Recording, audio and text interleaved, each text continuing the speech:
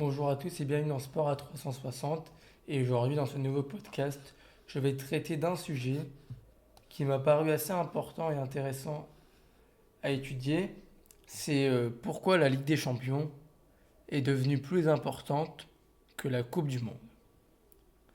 Donc aujourd'hui, je vais traiter ce sujet dans 5 points différents et je vous emmène avec moi. Le football est un sport en constante évolution et les compétitions qui rythment son calendrier ont vu leur prestige changer au fil du temps. Si la Coupe du Monde a été considérée comme le sommet absolu du football, la Ligue des Champions est aujourd'hui perçue par de nombreux joueurs, entraîneurs et supporters comme la compétition la plus importante et la plus forte. Plusieurs facteurs expliquent cette évolution. Premièrement, Larry Bosman et la concentration des talents dans les clubs européens. Larry Bosman, mis en 1995, a radicalement transformé le paysage du football mondial. Cette décision juridique a supprimé les quotas de joueurs étrangers dans les clubs européens et a permis aux footballeurs en fin de contrat de signer librement dans un autre club sans aucune indemnité de transfert. La conséquence sur la répartition des talents. Les meilleurs joueurs du monde ont progressivement quitté leur championnat domestique pour rejoindre les clubs les plus riches d'Europe. Les grands clubs européens comme le Real Madrid, Manchester City ou le Bayern Munich sont devenus des pôles d'attraction pour les stars du football au détriment des championnats locaux et des équipes nationales. A l'inverse, les équipes nationales n'ont pas ce pouvoir de recrutement et doivent de ce fait composer avec les joueurs disponibles à un instant donné, souvent avec des déséquilibres de qualité entre les générations. Cela signifie que la Ligue des Champions regroupe aujourd'hui un niveau de talent et de compétitivité bien supérieur à celui de la Coupe du Monde, où certains grands joueurs doivent jouer avec des coéquipiers bien moins talentueux au sein de leur sélection. Deuxièmement, l'augmentation de matchs internationaux et la perte de prestige des sélections nationales. Avec l'évolution du calendrier international, les sélections nationales jouent de plus en plus de matchs tout au long de l'année.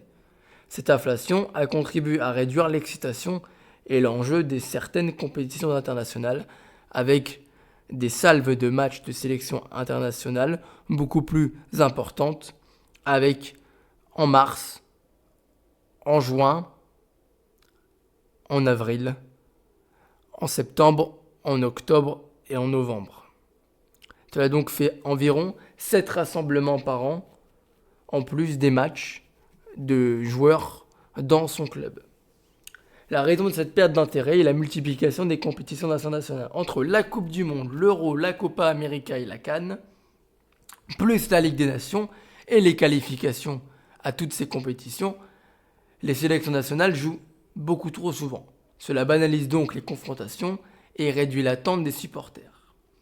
On retrouve également des matchs sans enjeu au niveau inégal. Lors des qualifications pour la Coupe du Monde, les grandes nations affrontent souvent des équipes bien inférieures, ce qui réduit l'intérêt de ces rencontres car le résultat est pour la plupart du temps connu avant le début du match. En Ligue des Champions, au contraire, chaque match à partir de la phase de poule, et donc là maintenant de cette phase de saison régulière de la nouvelle formule de la Ligue des Champions, peut être déjà une rencontre des hauts niveaux et avec 18 matchs par journée, il y aura forcément un ou plusieurs matchs de qualité. Et donc, cela peut permettre aux supporters de trouver un plus grand intérêt à la Ligue des Champions qu'à la Coupe du Monde. Le manque de temps pour construire un collectif. Les sélectionneurs ont souvent peu de jours pour travailler avec leurs joueurs, contrairement aux entraîneurs de clubs qui bénéficient d'une saison entière pour construire un projet de jeu. Cela entraîne souvent des matchs moins spectaculaires et une qualité de jeu inférieure en Coupe du Monde. En somme, la Ligue des Champions offre un spectacle plus régulier et de meilleure qualité que les tournois internationaux, dont l'intérêt s'érode en raison de la surcharge du calendrier et que les compétitions se déroulent en fin de saison, après 10 mois à haute intensité, pour réussir à performer dans son club. Troisièmement, la continuité et l'intensité de la Ligue des Champions face à la rareté de la Coupe du Monde. L'un des aspects qui joue en faveur de la Ligue des Champions est sa régularité, contrairement à la Coupe du Monde, qui n'a lieu que tous les 4 ans. La Ligue des Champions est une compétition annuelle. Les supporters suivent un club toute l'année et vivent une montée en intensité et en adrénaline progressive au fil des tours. Les grandes affiches sont nombreuses et récurrentes avec des confrontations entre les meilleures équipes du monde chaque saison. L'attente pour une Coupe du Monde est peut-être plus énorme, mais cela peut être également un inconvénient. Certaines générations dorées, je pense notamment à celle de la Belgique, n'ont qu'une ou deux opportunités maximum pour briller sur la scène internationale. Un joueur peut ne jamais remporter une Coupe du Monde en raison de ce cycle de 4 ans, alors qu'il a plusieurs chances de gagner une Ligue des Champions avec un club qui n'est pas forcément celui dans lequel il est originaire. De plus, dans le football moderne, les joueurs considèrent de plus en plus leur club comme une priorité par rapport à leur sélection nationale. Ils s'entraînent et jouent ensemble toute l'année, ce qui renforce les liens et leur attachement au club. On l'a notamment vu avec certains joueurs qui ne vont pas en sélection nationale en prétextant une blessure pour au final venir s'entraîner avec son club. Et l'intensité et la volonté que les joueurs ont lorsqu'ils vont en sélection peut être notamment très réduite et avec des matchs avec une intensité extrêmement faible. Ensuite, l'attachement des supporters au club plutôt qu'aux sélections nationales. Autrefois, les compétitions internationales représentaient le sommet du football. Et les supporters s'identifiaient massivement à leur sélection nationale. Aujourd'hui, la dynamique a changé. On retrouve donc un attachement quotidien et émotionnel. Les supporters suivent leur club tout au long de la saison, assistent aux matchs chaque semaine, vivent des hauts et des bas, alors qu'ils ne voient leur sélection que quelques fois par an. Le marketing et la médiatisation. Les clubs investissent massivement dans le branding, les réseaux sociaux et la création d'une communauté mondiale, ce qui les rend plus visibles et accessibles aux supporters du monde entier. Enfin, les rivalités entre clubs. C'est l'un des points importants. Lorsqu'on est supporter du FC Barcelone, il y a les matchs contre le Real Madrid, contre l'Atlético Madrid et des matchs en Ligue des Champions. Pareil, lorsqu'on est supporter de Liverpool, vous avez Manchester United, Manchester City, Chelsea, Arsenal, Tottenham, Everton.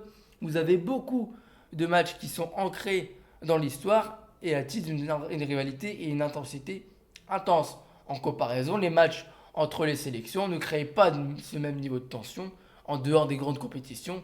Je pense qu'un match France-Danemark n'a aucun intérêt lorsqu'on est supporter français en termes de rivalité que si c'est un France-Danemark par exemple en Coupe du Monde qui peut arriver.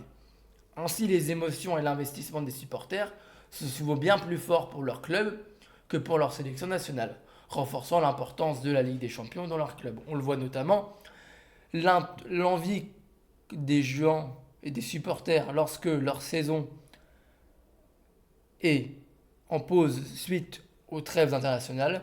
On retrouve souvent les supporters qui sont très heureux de retrouver leur club, car les périodes de sélection internationale sont des périodes certes de repos pour tout supporter d'un club, mais également voir jouer son équipe nationale quand certainement celle-ci joue mal donne pas forcément envie de voir encore cette équipe plus souvent. Enfin, la Ligue des Champions, un niveau supérieur à la Coupe du Monde. Sur le plan purement sportif, la Ligue des Champions offre un spectacle bien plus intense et compétitif que la Coupe du Monde. Un meilleur niveau tactique et technique. Les clubs bénéficient de meilleurs entraîneurs du monde et d'un temps de préparation plus long, ce qui leur permet de développer des systèmes de jeu plus sophistiqués. A l'inverse, les sélections doivent composer en 2, 3, 4 semaines avec un effectif limité qui est uniquement basé sur le vivier de son pays et qu'ils ont également peu de temps pour s'entraîner ensemble. Des équipes plus homogènes et plus fortes en Ligue des Champions, les meilleures équipes du monde recrutent les meilleurs joueurs de chaque pays. En Coupe du Monde, certaines grandes stars jouent avec des coéquipiers de moindre niveau, ce qui crée des déséquilibres dans la sélection et même des fois entre même certaines lignes offensives ou défensives ou de milieu de terrain. Certaines équipes, notamment des équipes africaines comme le Nigeria, ont de grands talents offensifs mais peinent à trouver des joueurs nigérians de bonne qualité défensive, ce qui donc crée un déséquilibre et certains joueurs comme Victor Osimhen ou même par exemple en Suède avec Alexander Isak ou Victor Gyökeres, on retrouve une vraie disparité de qualité et une hétérogénéité entre les lignes et entre les joueurs d'une même sélection. Ensuite, en Ligue des Champions, on retrouve des affrontements de prestige chaque année et donc cela amène une émulation entre les supporters de certains clubs. Tandis que la Coupe du Monde, certes, les affiches sont plus rares et dépendent également des tirages au sort et des performances en phase de groupe. Le niveau de compétition et l'intensité des matchs en Ligue des Champions sont supérieurs à ceux de la Coupe du Monde, ce qui explique pourquoi elle est souvent perçue comme la compétition la plus difficile et la plus prestigieuse. La conclusion, c'est la Ligue des Champions est-elle la nouvelle référence du football mondial? Si la Coupe du Monde reste un événement exceptionnel et historique, la Ligue des Champions a progressivement pris le dessus en raison de plusieurs facteurs. Une concentration des meilleurs talents dans les clubs grâce à l'arrêt Bosman, une multiplication des matchs internationaux qui a donc réduit l'intérêt des compétitions de sélection, une compétition annuelle qui maintient une intensité constante et un niveau de jeu. En plus de la Ligue des Champions, on retrouve également les championnats domestiques et un attachement plus fort des supporters à leur club qu'à leur équipe nationale. Aujourd'hui, pour de nombreux joueurs, remporter la Ligue des Champions est un objectif aussi, voire plus important que gagner une Coupe du Monde, car cela dépend notamment de là où l'on provient. La transformation du football moderne, où les clubs dominent le paysage sportif économique, gagner une Ligue des Champions permet à son club de se renforcer, tandis que gagner une Coupe du Monde n'apporte que de l'argent uniquement à sa fédération, et donc ne permet pas d'avoir un impact si important pour le joueur individuel, tandis que gagner une Ligue des Champions permet à son club de se renforcer et donc de permettre potentiellement de regagner plusieurs temps après. Gagner une Ligue des Champions peut avoir un impact immédiat, tandis que gagner une Coupe du Monde ne peut avoir un impact que 20 ans ou 30 ans après, lorsqu'une nouvelle génération se sera mise au football grâce à cette victoire en Coupe du Monde. J'espère que ce podcast vous aura plu. N'hésitez pas à me suivre sur Spotify et sur YouTube. C'était Arthur. Bonne journée.